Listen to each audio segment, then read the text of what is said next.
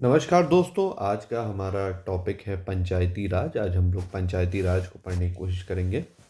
होता क्या है कि जब हम सिस्टम्स की बातचीत करते हैं तो उसमें दो टाइप के सिस्टम आते हैं। एक आता है सेंट्रलाइज सिस्टम और एक आता है डिसेंट्रलाइज सिस्टम। यानी कि एक तो केंद्र होगा जहाँ से सारी चीज़ें गवर्न होंगी, और एक होगा डिसेंट्रलाइज जिसको विकेंद्रीकरण शासन व्यवस्था कहा जाता है। तो इसमें होता क्या है कि बड़ी क्षेत्र होते हैं, बहुत डाइवर्स चीज़ें होती हैं, तो हम हर एक पर नज़र नहीं रख सकते, हम हर एक तक नहीं पहुंच सकते हैं डायरेक्टली। तो हम कह देंगे कि ठीक है, थोड़ा सा शक्ति तुम अपने पास रख लो, और जिस हिसाब से भी सिचुएशन बनती है उस हिसाब से तुम अपनी व्यवस्था चलाओ। इसी को हम लोकल सेल्फ गवर्नमेंट कहते हैं, और जब ये एक प्रॉपर शक्ल ले लेती है तब हम इसको पंचायती राज व्यवस्था भारत में बोल देते हैं। इसमें पार्टिसिपेटरी डेमोक्रेसी होती है, सहभागिता लोकतंत्र होता है, कि मतलब हम डायरेक्टली उस बड़ी चीज का हिस्सा बन सकते हैं अपने यहाँ की छोटी चीज़ों से जुड़कर। उसमें न्याय व्यवस्था आ जाएगी, आर्थिक नीतियाँ बना सकते हैं हम, सामाजिक नीतियाँ बना सकते हैं, जो प्रॉब्लम्स हैं उनको हम सॉल्व कर सकते हैं इस हिसाब से। मतलब लोगों के लिए और लोगों के द्वारा उस जगह के विशेष के संदर्भ में जो व्यवस्था बनाई गई उसको हमने पंचायती राज कहा गया। और ये डिसेंट्रलाइज्ड है, मतलब हर एक क्षेत्र अपने तरीके से अपनी व्यवस्था के अंतर्गत कार्य कर सकता है, और कोई बड़ी चीज़ होती है तो वो सेंटर के पास भी जा सकता है। मोटा मोटा ये है। चोल साम्राज्य एवं विजयनगर साम्राज्य में आयंगर व्यवस्था में सबसे पहली बार इस लोकल सेल्फ गवर्नमेंट की बात करी गई थी। फिर 1773 में रेगुलेटिंग एक्ट आया, उसमें ये वाली बात हुई थी। लॉर्ड रिपन 1882 में स्थानीय स्वशासन संबंधी प्रस्ताव कहते हैं, जिसे मैग्ना कार्टा भी कहा जाता है। ध्यान देने वाली बात है कि लॉर्ड रिपन को स्थानीय शासन का जनक कहा जाता है। ये बहुत इंपॉर्टेंट है, ये आप लोग नोट कर लीजिएगा। ये किस आर्टिकल में आता है हमारे राज व्यवस्था में, ये किस आर्टिकल के तहत आता है? तो आर्टिकल 40 है हमारा ये। और इसके तहत क्या बताया गया कि राज्य ग्राम पंचायत, ध्यान दीजिए हमारे पास कई सारे स्टेट्स हैं और उसमें अलग अलग ग्राम पंचायत हैं। तो राज्य ग्राम पंचायत का गठन करने के लिए कदम उठाएगी कौन? राज्य उठाएगा। ठीक है, यह राज्य वो वाले राज्य नहीं, यहाँ पे स्टेट से मतलब है, ये स्टेट मतलब सरकार की बात हो रही है। और उनको ऐसी शक्तियां और प्रतिकार प्रदान करेगा जो उन्हें स्वास्थ्य शासन की इकाइयों के रूप में, यहाँ पे स्वायत्त होगा, ये स्वायत्त, स्वायत्त मतलब ऑटोनॉमस, मतलब खुद से खुद के लिए वो शासन कर सकती हैं। स्वायत्त शासन की इकाइयों के रूप में कार्य करने के बनाने के लिए आवश्यक है। मतलब राज्य आपको सारी वो शक्तियां देगा, अधिकार प्रदान करेगा जो स्वायत्त इकाइयों के रूप में आपको कार्य करने के लिए चीज़ें चाहिए। तो होता क्या है कि इसके लिए कई सारी बातें आती हैं, और 2 अक्टूबर 1952 में 55 विकास खंडों के साथ सामुदायिक विकास कार्यक्रम शुरू किया गया। सामुदायिक विकास कार्यक्रम शुरू किया गया, और फिर उसके बाद 1957 में बलवंत राय मेहता समिति इसमें बनाई गई। इन्हीं सारी चीज़ों को देखते हुए कि क्या क्या चीज़ें थीं, क्या क्या नहीं चीज़ें थीं, उसका क्या इम्प्लीमेंटेशन हुआ, और इसकी कुछ रिपोर्ट्स थीं कि सामुदायिक विकास कार्यक्रम में अपेक्षित सफलता नहीं मिली। मतलब हुआ क्या है कि जो लोकल पार्टिसिपेशन होता है वो घटता गया, और जब लोकल पार्टिसिपेशन घटता जाएगा तो विकास कार्यक्रम उस तरीके से नहीं शुरू हो पाएंगे, नहीं क्रियान्वित हो पाएंगे। तो उसको यहाँ पर टैकल करने के लिए पंचायत का त्रिस्तरीय मॉडल यहाँ पर बताया। और त्रिस्तरीय मॉडल क्या है? पहला है ग्राम पंचायत, फिर है पंचायत समिति, या जिसको ब्लॉक लेवल पर हम बोल देते हैं या क्षेत्र समिति बोल देते हैं, और फिर अंत में आता है जिला परिषद। ये तीन बातें आपको नोट करनी है यहाँ पे। पहला हो गया ग्राम पंचायत, दूसरा पंचायत समिति या क्षेत्र समिति या ब्लॉक समिति, या तीसरा हो गया यहाँ पर जिला परिषद। भारत में पंचायती राज व्यवस्था को का शिल्पी यानी कि बनाने वाला बलवंत राय मेहता को कहा जाता है। ये इंपॉर्टेंट पॉइंट है यहाँ पे। हुआ क्या कि 2 अक्टूबर 1949 में नागौर में नेहरू ने त्रिस्तरीय इस प्रणाली को इम्प्लीमेंट किया, लागू किया। नागौर कहाँ है? राजस्थान। ये भी पूछा जाता है एग्जाम्स में। तो वहाँ पे पंचायत व्यवस्था का उद्घाटन किया। 1977 में अशोक मेहता कमेटी आ जाती है और वो कहती है कि नहीं नहीं, ये 3 मॉडल काम नहीं कर रहा है, 2 मॉडल ही हमें रखने चाहिए, जिसमें मॉडल पहला है मंडल पंचायत होनी चाहिए और दूसरा है जिला परिषद होना चाहिए। आगे देखते हैं। अशोक मेहता समिति में कुछ इंपॉर्टेंट पॉइंट्स थे, वो हम लोग देख लेते हैं कि विकास पंचायत से अलग एक न्याय पंचायत बननी चाहिए। यहाँ पर जो पंचायत बनी थी वो विकास पंचायत थी, जिसका अध्यक्ष एक न्यायाधीश हो तथा अनुसूचित जातियों और अनुसूचित जनजातियों को उचित प्रतिनिधित्व मिलना चाहिए। यह पूछा जाता है कि पहली बार किस समिति में इस अनुसूचित जातियों को, अनुसूचित जनजातियों को उचित प्रतिनिधित्व मिलने की बातचीत हुई, तो वो अशोक समिति में हुई थी। पंचायतों के चुनाव दलगत आधार पर होने चाहिए, यह भी इंपॉर्टेंट पॉइंट है। पंचायती राज संस्थाओं को संवैधानिक दर्जा दिया जाना चाहिए और यहाँ पर भी सबसे पहले संवैधानिक दर्जा देने की बात यहीं पर की गई थी। ध्यान दीजिए, अभी तक यहाँ पर संवैधानिक दर्जा नहीं मिला है, यहाँ पर सिंपल पंचायती राज व्यवस्थाएं बेसिक तरीके से काम कर रही हैं। यहाँ पर कराधान की अनिवार्य शक्ति होनी चाहिए, मतलब वो कुछ टैक्स अपना वसूल करे, कुछ आर्थिक स्रोतों के लिए अपनी जो क्रियान्वित करने की जो पावर है उसको और बढ़ा पाए। सोशल ऑडिट की बात करेगी, मतलब समय समय पे हमें देखना चाहिए कि कौन सी व्यवस्था है या कौन सी नीतियां हैं या कौन सी योजनाएं हैं या कौन सा कार्य है जो काम कर रहे हैं, अच्छा काम कर रहे हैं, कौन सा अच्छा कार्य नहीं कर रहे हैं, क्यों नहीं कर रहे हैं, उसके लिए एक सर्वे बिठाना चाहिए। भारत के मुख्य निर्वाचन आयुक्त की सलाह से राज्य मुख्य निर्वाचन आयुक्त को पंचायतों को चुनावों को आयोजित करवाना चाहिए और ये हर 5 साल में होते हैं। पंचायतों के विघटन के बाद चुनाव 6 महीने की अवधि में ही हो जाए। मान लीजिए पंचायत का जो अध्यक्ष है उसकी डेथ हो गई या किसी वजह से उस पर भ्रष्टाचार का आरोप लग गया या किसी वजह से वो हट गया या कोई अमेंडमेंट आ गया जिसकी वजह से कोई नई चीज़ होनी है, तो पंचायत विघटित हो जाती है और उसके 6 महीने में ही आपको वहाँ पर चुनाव करवा लेने हैं। समिति ने पंचायतों के कार्य में राजनीतिक दलों द्वारा खुलकर भाग लेने का समर्थन किया, ये भी इंपॉर्टेंट पॉइंट है। इसके बाद भी कई कमिटीज आई, जिसमें GVK राव कमेटी है, जिन्होंने डिस्ट्रिक्ट डेवलपमेंट कमिश्नर के अपॉइंटमेंट की बात करी कि भाई ठीक है, विकास वाली जो समिति थी उसमें एक नया पद हम सृजित करेंगे जिसको डिस्ट्रिक्ट डेवलपमेंट कमिश्नर बोला जाएगा। लक्ष्मी मल सिंघवी कमेटी बनाई गई 1986 में और उसके बाद 73वां संविधान संशोधन अधिनियम आया 1952 में। यह बहुत इंपॉर्टेंट है, पूछा जाता है। भाग कौन सा है? भाग 9 है। आर्टिकल कौन सा है? 243 है। बहुत सारे आर्टिकल हैं, लेकिन बेसिक जो बात करी गई है, किस आर्टिकल में बात करी गई है, जो सबसे पहला क्वेश्चन पूछा जाएगा, वो आर्टिकल 243 है। कब लागू हुआ? 24 अप्रैल 1993 को लागू हुआ। ये 92 को आया था, लेकिन लागू 24 अप्रैल 1993 को लागू हुआ और इसी दिन को हम पंचायत दिवस के नाम से भी जानते हैं। क्या क्या चीज़ें थी इसमें? ग्राम सभा ग्राम स्तर पर ऐसी शक्तियों का प्रयोग और ऐसी कृतियों का पालन कर सकेगी जो कि किसी राज्य के विधान मंडल द्वारा विधि द्वारा अपबंधित किए जाएं। ध्यान दीजिए, यहाँ पे विधान मंडल की बात करी गई है, यानी कि स्टेट लेजिस्लेचर की बात करी गई है, जिसमें 2 चीज़ें आ जाती हैं, विधान सभा और विधान परिषद। ठीक है, ये मिलकर बताएंगी कि ग्राम स्तर पर कौन कौन सी चीज़ें, उसके शक्तियाँ क्या होंगी, उसकी किन किन चीज़ों का वो पालन करेगी, किन किन चीज़ों का पालन नहीं करेगी, उसकी बाध्यताएं क्या होंगी, उसके बारे में। अब इम्पॉर्टेंट पॉइंट है कि ग्राम सभा में कौन कौन लोग हैं, क्या क्या हैं चीज़ें इसमें। तो ग्राम सभा कोई निर्वाचित निकाय नहीं है, राज्यपाल द्वारा अधिसूचित गांवों या गांवों का समूह है, जिसके अंतर्गत वह सभी सदस्य आ जाते हैं जो वहाँ की मतदाता सूची में शामिल है। यानी कि या तो एक गांव आएगा या कई सारे गांवों का गुट आ जाएगा। अब गांव कैसे बनते हैं? गांव के लोगों से बनते हैं जो गांव के रहते हैं।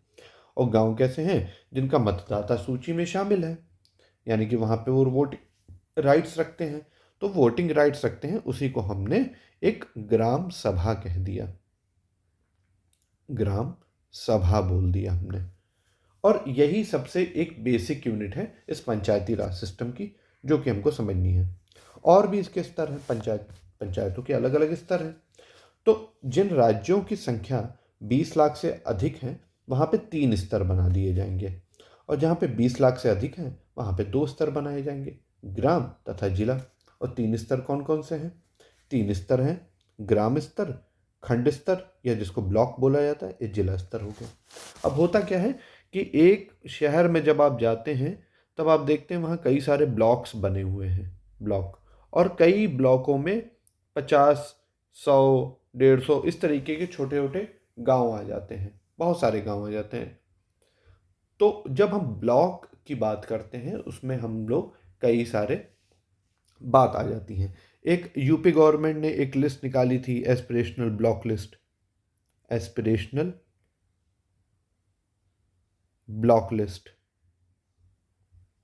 तो उसमें वो क्या करते हैं कि आकांक्षी ब्लॉक्स को सेलेक्ट करते हैं, जहाँ पे कब डेवलपमेंट हुआ होता है वहाँ पे वो डेवलपमेंट के अलग अलग पैरामीटर, सोशियो इकोनॉमिकल, एजुकेशन, अलग अलग तरीकों की चीज़ों को वहाँ पर इनिशिएट करने की कोशिश करते हैं। ग्राम स्तर पर संरचना क्या होगी? ग्राम पंचायत की होगी। इसका प्रधान कौन हो गया? उसका प्रधान मुखिया होगा, सरपंच होगा, प्रधान होगा जो गांव का होता है। और इसका निर्वाचन कैसे होता है? प्रत्यक्ष होता है। ध्यान दीजिए कि एक ही है स्तर जिसमें प्रत्यक्ष तरीके से निर्वाचन होता है और बाकी 2 में अप्रत्यक्ष तरीके से। ब्लॉक स्तर पर क्षेत्र पंचायत उसका प्रमुख होता है, अप्रत्यक्ष तरीके से। जिला पंचायत होती है जिला स्तर पर, जिसका अध्यक्ष चेयरमैन होता है, उसको भी अप्रत्यक्ष तरीके से चुना जाता है, जो कि अंडर में होता है डीएमके। ये बात ध्यान रखनी चाहिए आपको। आगे बढ़ते हैं। ग्राम पंचायत के कंपोजिशंस क्या हैं, क्या क्या चीज़ें उसके अंदर जाएंगी, ये वाली बात ध्यान देने वाली बात है कि राज्य विधानमंडल अपने विवेक से पंचायतों की संरचना का निर्माण करेगी। मतलब कहाँ पे ज़्यादा होने चाहिए, कहाँ पे कम होने चाहिए, जनसंख्या और सीट का अनुपात समान हो पूरे राज्य में, इस बात का भी वो ध्यान रखेगी। राज्य विधानमंडल आपको ध्यान में रखना है कि कौन सा रेशो कितना होगा, कितने लोगों पे कितनी सीटें होंगी, कहीं ऐसा तो नहीं कि ज़्यादा हो जा रही कम हो जा रही हैं, और उसके तरीके से जनसंख्या और सीट का अनुपात हमेशा पूरे राज्य में समान होना चाहिए, और जहाँ नहीं हो पा रहा है वहाँ पर अपने विवेक के आधार पर उसको समान करने की कोशिश की जाएगी।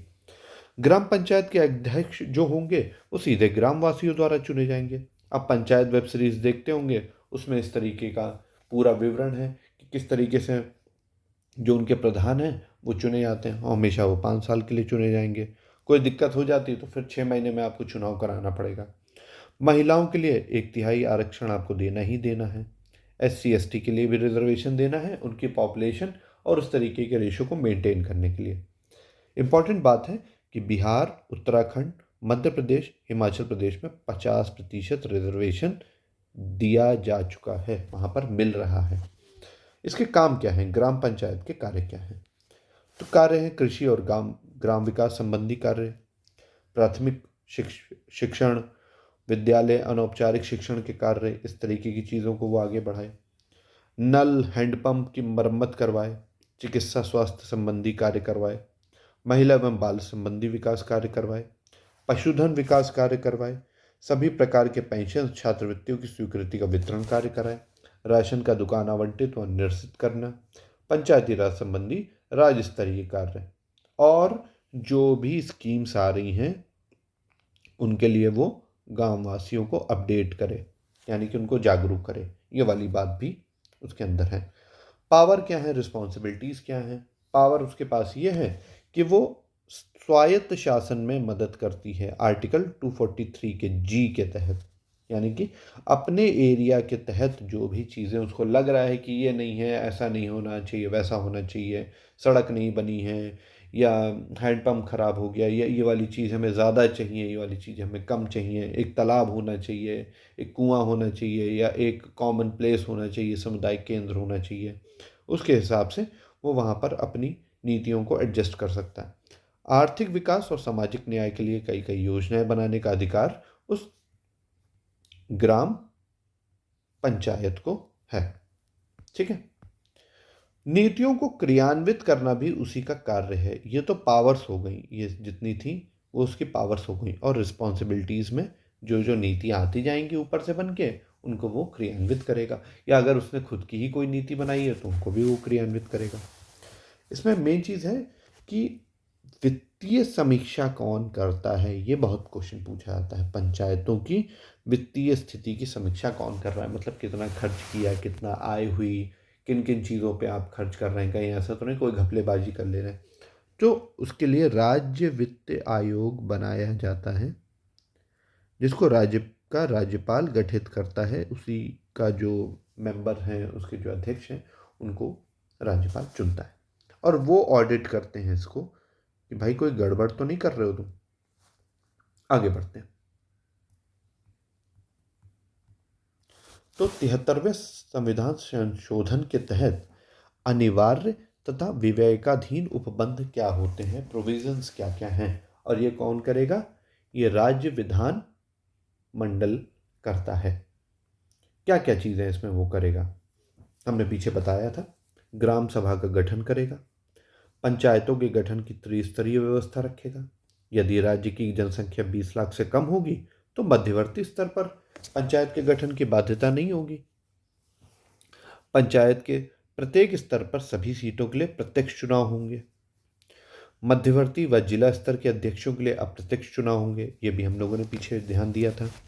सभी स्तरों पे अनुसूचित जातियों एवं अनुसूचित जनजातियों के लिए जनसंख्या के अनुपात में आरक्षण होगा। कम से कम 1/3 आरक्षण महिलाओं को दिया जाएगा। 5 साल के निश्चित कार्यकाल तथा विघटन की स्थिति में 6 माह के भीतर ही पुनः चुनाव कराने की बाध्यता भी होती है। राज्य निर्वाचन आयोग की बाध्यता होती है। 5वें वर्ष राज्य वित्त आयोग के गठन की बाध्यता होगी। निर्वाचन आयोग, यहाँ पर ध्यान देने वाली बात है, अलग है, और राज्य वित्त आयोग अलग है। ये चुनाव कराने का काम करेगा और ये आपके ऑडिट का काम करेगा, मतलब लेखा जोखा रखेगा, किसने कितना खर्च किया, ज़्यादा तो नहीं कर रहे हो, कहीं ऐसा तो नहीं कि कोई धांधली हो रही है। और चुनाव लड़ने हेतु न्यूनतम वर्ष 21 वर्ष है, ये इंपॉर्टेंट पॉइंट है। कुछ आर्बिट्ररी प्रोविजंस हैं, मतलब विवेकाधीन उपबंध है, मतलब कुछ तो लिखे हुए हैं और कुछ ऐसे हैं कि वो अपने दिमाग के अनुसार, अपने विवेक के अनुसार उस चीज़ को करेगा। क्या क्या चीज़ें हैं, विधायकों व सांसदों को मध्यवर्ती और जिला स्तर की पंचायतों में सदस्यता देने अथवा ना देने की शक्ति। ये वाली बात भी आप देखेंगे कि इस प्रकार की डिबेट आपको पंचायत वेब सीरीज़ में आराम से देखने को मिलती है। पंचायती राज व्यवस्था आप बिल्कुल प्रैक्टिकल तरीके से ज़्यादा समझ सकते हैं अगर आप वेब सीरीज़ देखते हैं, या आप अगर खुद गांव में रहते हैं तो आप उस चीज़ को बहुत अच्छे से समझ सकते हैं। अन्य पिछड़े वर्ग, ध्यान दीजिए, उसमें एससी और एसटी की बात हुई थी, ओबीसी की बात नहीं हुई थी। तो ओबीसी को देना है कि नहीं देना है, वो विवेकाधीन उपबंध है। महिलाओं को 1/3 से अधिक आरक्षण देना है कि नहीं देना है। 11वीं अनुसूची में उल्लिखित विषयों में से किन विषयों को सौंपा जाए अथवा नहीं सौंपा जाए। पंचायतों की वित्तीय स्थिति मजबूत करने के लिए करारोपण की शक्ति देनी है या नहीं देनी है, और किन करों के बारे में है, ये भी उन्हीं के पास है, यानी कि स्टेट लेजिस्लेचर के पास है। यह निर्णय करना कि पंचायतों को कितना अनुदान दिया जाए, ये मोस्ट इम्पॉर्टेंट। इस पर तो कई बार पीसीएस में और अदर स्टेट एग्जाम्स में क्वेश्चन बन जाता है कि अनुदान दिया जाना चाहिए या नहीं देना चाहिए, उसके बारे में किसके पास वो पावर है। अब बात आती है क्षेत्र समिति की। क्षेत्र समिति या ब्लॉक समिति, तो इसका प्रावधान क्या है। यह स्थानीय ग्रामीण सुशासन से मध्यवर्ती इकाई होती है, मतलब एक तो ग्राम स्तर की हो गई और एक जिला स्तर की हो गई, और बीच में है ये मध्य स्तर, जिसको ब्लॉक बोल दिया जाएगा। ठीक है, तो मध्यम में एक कड़ी के रूप में जाना जाता है। क्षेत्र पंचायत सदस्यों का निर्वाचन ग्राम सभा सदस्यों द्वारा प्रत्यक्ष निर्वाचन द्वारा होता है। यह सदस्य अपने ही सदस्यों में से अध्यक्ष को चुनते हैं, और अब ये वाला जो अध्यक्ष को चुनते हैं यही अप्रत्यक्ष है। यहाँ वाला प्रत्यक्ष देख के आप ये मत सोचिएगा कि अरे प्रत्यक्ष होता है कि नहीं होता है, यही अप्रत्यक्ष है। ठीक है, ये अप्रत्यक्ष मतलब कुछ मेंबर्स उन्होंने चुन लिए, और उन मेंबर्स में से कौन अध्यक्ष बनेगा ये आपसी कमेटी तय कर लेगी। तो अपने ही सदस्यों में से अध्यक्ष को चुन लेते हैं। इनका भी कार्यकाल 5 वर्ष होता है, और समय पूर्व भंग होने की स्थिति में चुनाव 6 माह के भीतर कराना होता है। ये बार बार प्रोविजंस आ रहा है तो आपको याद हो जाएगा। समिति के कार्य क्या हैं? समिति के कार्य बीज केंद्रों का संचालन है, प्राथमिक स्वास्थ्य केंद्र जो कहते हैं ना ब्लॉक का अस्पताल है, ये ब्लॉक हॉस्पिटल्स होते हैं, उनका संचालन कौन करेगा? ब्लॉक समिति करेगी, क्षेत्र पंचायत समिति करेगी। ऋण व्यवस्था के लिए कृषि कार्य हेतु कुटीर एवं लघु उद्योगों को प्रोत्साहन मिलेगा। शौचालयों का निर्माण करवाया जाएगा। गोबर गैस तथा निर्धूम चूल्हे का विकास कराया जाएगा। गोबर गैस वाली चीज़ तो बहुत नहीं दिखती है, लेकिन कई कई स्टेट्स में ये वाली चीज़ इनिशिएट हो रही है। कीटनाशक दवाओं का वितरण ये करवाएगा। और इसी के लिए एक बनाया जाता है ब्लॉक ऑफिस, बोला जाता है कि ब्लॉक के ऑफिस पे चले आइए, ब्लॉक के ऑफिस पे चले आइए, और उसी के लिए एक पोस्ट बनाई जाती है बीडीओ, जिसको ब्लॉक डेवलपमेंट ऑफिसर कहते हैं। वो इन्हीं सारी चीज़ों को क्रियान्वित कराने का जिम्मा ले रहा होता है। तो इनके आय के स्रोत क्या हैं? अब होता क्या है कि जब वो समिति बन जाती है तब उसको अपनी चीज़ों को क्रियान्वित करने के लिए कुछ पैसों की आवश्यकता होती है। क्योंकि स्थानीय स्वशासन है, वो कह रहे हैं कि ठीक है, अपने हिसाब से आप जो भी टैक्स वसूल सकते हैं या जो भी इनकम के सोर्स आप प्राप्त कर सकते हैं, उनसे आप अपनी चीज़ों को क्रियान्वित करिए। तो क्या क्या स्रोत हैं? राज्य सरकार से प्राप्त अनुदान है, स्थानीय कर है, मंडी से प्राप्त शुल्क है, दान एवं चंदे हैं, जिला पंचायत द्वारा प्राप्त अनुदान है, इंपॉर्टेंट, घाटों एवं मेलों से प्राप्त आय है, ठीक है, केंद्र एवं राज्य द्वारा क्रियान्वित योजनाओं के संचालन हेतु दी गई राशि। अब यहाँ पर मेले मतलब जैसे कोई मेला लग जाता है उससे है।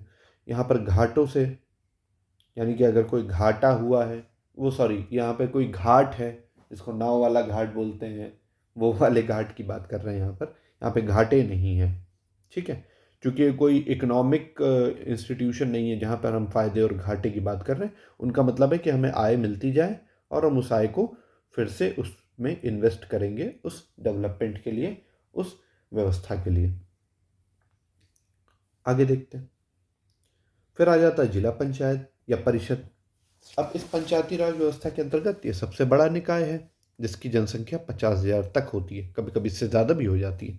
जिला परिषद में न्यूनतम 50 सदस्य, जिनका अधिकतम 75 सदस्य हो सकते हैं, यानी कि 50 से 75 तक के सदस्य हो सकते हैं इसमें। ये प्रत्यक्ष निर्वाचित होते हैं एवं अध्यक्ष का चुनाव अप्रत्यक्ष पद्धति से होता है। निर्वाचित सदस्यों द्वारा संख्या जिलाधिकारी द्वारा निश्चित की जाती है। यह प्रत्यक्ष और प्रत्यक्ष वाली डिबेट बस इतनी सी है कि आपने कहा कि हमारी क्लास से 4 लोग जाएंगे प्रिंसिपल मैम के पास, और ये जो 4 लोग गए ये आपस में डिसाइड कर लें कि क्लास का मॉनिटर कौन बनेगा या क्लास रिप्रेजेंटेटिव कौन बनेगा। सिंपल सी बात है। जिले के सभी पंचायत समितियों के प्रमुख लोकसभा सांसद तथा राज्य विधानमंडल के सदस्य इसके भी सदस्य होते हैं। क्योंकि ये सबसे बड़ी निकाय है तो डायरेक्टली इसके सदस्य वो भी हो जाएंगे। इसका भी कार्यकाल 5 वर्ष होता है, समय से पूर्व विघटित न होने पर 6 माह। बार बार ये वाला इंपॉर्टेंट पॉइंट आ रहा है। इनके कार्य क्या होते हैं? पशुपालन संबंधी कार्य होते हैं, जन स्वास्थ्य, शिक्षा व्यवस्था, ये ब्रॉड लेवल पे काम कर रहा है। ये वाली बात ध्यान देने वाली बात थी कि अगर ये बड़े स्तर पे काम कर रहा है, कई सारे ब्लॉक मिलकर इनको रिपोर्ट करेंगे। प्राकृतिक आपदा वाले क्षेत्रों के लिए विशेष कार्यक्रम का निर्माण करेगा। राज्य सरकार से प्राप्त अनुदान को पंचायत समिति में वितरित करेगा और पंचायत समितियों के बजट का पर्यवेक्षण करेगा। इनके भी आय के स्रोत क्या हैं? राजस्व का हिस्सा, अखिल भारतीय संस्थानों से प्राप्त अनुदान, चुंगी मेले। अब यहाँ पे चुंगी क्या है ये समझ लेते हैं। ये चुंगी होता है कि एक तरीके का टोल टैक्स होता है, ठीक है। पुराने ज़माने का टर्म है, अब तो नहीं होता है चुंगी, लेकिन पुराने ज़माने का अगर आप सिंपल एक टोल टैक्स मान लें, कई जगहों पे तो सिंपल जो साइकिल होती है उसको भी चुंगी कर द्वारा वसूला जाता था। वित्त आयोग से प्राप्त अनुदान, उनको भी जैसे बोलते हैं ना, हमें गांव के लिए हमें इतना फाइनेंस मिनिस्ट्री से इतने का बजट आया है, तो उनका डिस्ट्रीब्यूशन किस तरीके से करेगा? वो जिला पंचायत तय करेगी, ठीक है। ये यहाँ तक हमारा पंचायती राज व्यवस्था आराम से हो गया। अब एक बहुत ही इंपॉर्टेंट पॉइंट आता है इसमें, पेसा अधिनियम क्या? पेसा अधिनियम क्या है भाई? पेसा अधिनियम, पेसा अधिनियम है provisions of the panchayat extension to the scheduled area 1996। हुआ क्या कि ये गाँव तक तो था, लेकिन जो शेड्यूल्ड एरियाज थे, ठीक है, या शेड्यूल्ड ट्राइब्स वाले जो एरिया थे, उन तक ये नहीं पहुंच पाया। तो उसको क्रियान्वित करने के लिए, उसको आगे बढ़ाने के लिए, विस्तार अधिनियम को करने के लिए 1996 में ये वाला एक्ट आ गया। तो इसमें क्या हुआ कि शेड्यूल एरिया के बारे में बातचीत करी गई, इसको भी संवैधानिक दर्जा देना, ताकि आदिवासी समुदाय अपनी सामाजिक, सांस्कृतिक और आर्थिक व्यवस्थाओं को स्वतंत्र रूप से चला सकें। अब इसमें हुआ ये कि भूरिया कमेटी ने इसके बारे में सिफारिश की, इसको आदिवासी सुशासन बनाने के बारे में बातचीत करी 1995 में। अब होता क्या है कि जो ट्राइब्स होती हैं उनके अपने अलग सिस्टम्स होते हैं, उनको आपके सिस्टम की कोई ज़रूरत नहीं है, पहली बात तो होता क्या है कि जब भारत में सारे लोग हैं तो भाई सभी का विकास करना है हमें। तो हमने कहा कि ठीक है, यहाँ पर भी हम थोड़ा थोड़ा अपनी चीज़ों को समझाने की कोशिश करते हैं, और जो उनका लोकल सिस्टम है, यानी कि उनकी कुछ परंपराएं हैं, कुछ रूढ़ियाँ हैं, कुछ संस्थाएं हैं, कुछ नॉर्म्स हैं, उनके कुछ मूल्य हैं, उनके हिसाब से इस चीज़ को मर्ज करके उनके लिए कि उनका भी डेवलपमेंट हो पाए, वो भी मेन स्ट्रीम में आ पाए। तो इसके मुख्य प्रावधान क्या है? ग्राम सभा की शक्ति। अब उसमें भूमि, जल, जंगल, खनिज संसाधनों पर नियंत्रण दिया गया ग्राम सभा को। अब ये ग्राम सभा उन्हीं की ग्राम सभा है जो शेड्यूल्ड एरियाज में आते हैं। उनके भी छोटे छोटे गांव होते हैं ना, छोटे छोटे, आप ये बोल दीजिए एक हाते होते हैं, जिसको आप कह सकते हैं। ग्राम सभा की सहमति आवश्यक होगी इसमें। विकास योजनाओं, भूमि अधिग्रहण और पुनर्वास में ग्राम सभा पारंपरिक रीति रिवाजों, सामाजिक न्याय, विवाद निपटाने का अधिकार रखती है। भूमि और संसाधनों पर नियंत्रण, यहाँ वाली चीज़, ताकि आदिवासियों की जमीन न छीनी जा सके। हालांकि इसके बाद भी बहुत सारी चीज़ें होती हैं। माइनर फॉरेस्ट प्रोसीजर, जैसे महुआ, तेंदुपत्ता, बांस आदि पर आदिवासियों को स्वामित्व अधिकार होगा, ये इसके बारे में है। खनन और उद्योग पर ग्राम सभा की मंजूरी को अनिवार्य दे दिया गया। पारंपरिक कानून और संस्कृति की रक्षा होगी। ये पूछ लिया जाता है कि पारंपरिक कानून और संस्कृति की रक्षा जो कि आदिवासियों के हित में है, ये किस समिति ने इसको सिफारिश करी थी? तो आपको बताना है कि भूरिया समिति और पेसा एक्ट के तहत ये सारी चीज़ें हुई थी। शराब की बिक्री और उत्पादन पर नियंत्रण किया गया, क्योंकि शराब एक ऐसी चीज़ है जो नशीला पदार्थ है और आदिवासी क्षेत्र में इसकी बहुतायत प्रोडक्शन होती है, तो उसकी बिक्री उत्पादन को नियंत्रित यहाँ पर करना था। यह भी एक इम्पॉर्टेंट पॉइंट है। किन राज्यों में लागू होता है? जो 5वीं अनुसूची के अंतर्गत आने वाले अनुसूचित क्षेत्रों में लागू होता है। वो कौन कौन से हैं? आंध्र प्रदेश, छत्तीसगढ़, गुजरात, हिमाचल प्रदेश, झारखंड, मध्य प्रदेश, महाराष्ट्र, उड़ीसा, राजस्थान, तेलंगाना। इन राज्यों के अपने अपने राज्य पेसा कानून बनाए हैं। पेसा अधिनियम का महत्व क्या है? आदिवासियों के संवैधानिक अधिकारों की सुरक्षा होती है इससे। स्थानीय सुशासन को सशक्त बनाता है। वन संसाधनों पर समुदाय का स्वामित्व, बाहरी हस्तक्षेप को रोकना और संस्कृति, परंपरा और सामाजिक ताने बाने की रक्षा होती है इससे। पेसा अधिनियम से जुड़ी हुई चुनौतियां भी कुछ हैं कि राज्य में पूरी तरीके से लागू नहीं हो पाया। औद्योगिक विकास और खनन कंपनियों का दबाव रहा। प्रशासनिक राजनीति दखल अंदाजी रही। तो कुल मिला के ये जो पेसा एक्ट है ये पूरी तरीके से लागू नहीं हो पाया। कुछ तरीकों से तो लागू हुआ है, लेकिन ये मेन प्रॉब्लम्स थी जिनको रोकने के लिए, जिनको हटाने के लिए पेसा एक्ट लाया गया था, वो उस तरीके से क्रियान्वित नहीं हो पाया।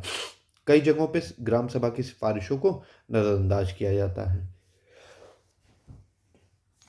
और इस तरीके से हमने समझा अब तक पंचायती राज व्यवस्था को और उससे जुड़ी हुई चीज़ों को, और उसके तहत पेसा एक्ट क्या था, वो सारी चीज़ें हम लोगों ने यहाँ पे समझ ली। मिलते हैं नेक्स्ट वीडियो में, तब तक के लिए धन्यवाद।